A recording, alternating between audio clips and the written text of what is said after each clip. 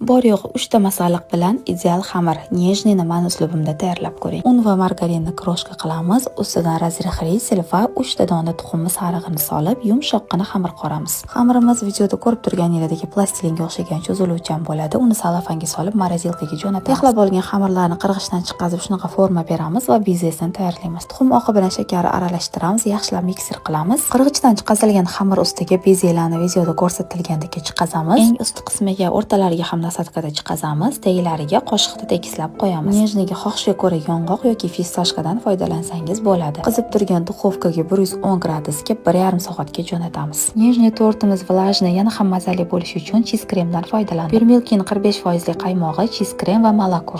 Qattimgina krem tayyorlab olamiz. Bezelari qarsildoq bo'lib pishib olgan korjlarimizga ko'p-ko'pdan cheez krem suramiz. Videoda ko'rsatilgan ketma-ketlikda yig'amiz. Eng ust qismiga ham ko'pgina krem suramiz. Qo'limizda tekislaymiz. Nejnimiz yana ham chiroyli ko'rinishi uchun kremimizni ozgina suyultirib chetlaridan oqizamiz. Ustiga ko'pgina fistoshkali sepib 1 soatga xolodilnikka jo'natamiz. So'ng kesib dasturxonga tortamiz. Ideal ta'mga ega sotubob nejnimiz tayyor. Albatta siz ham shu usulda tayyorlab ko'ring.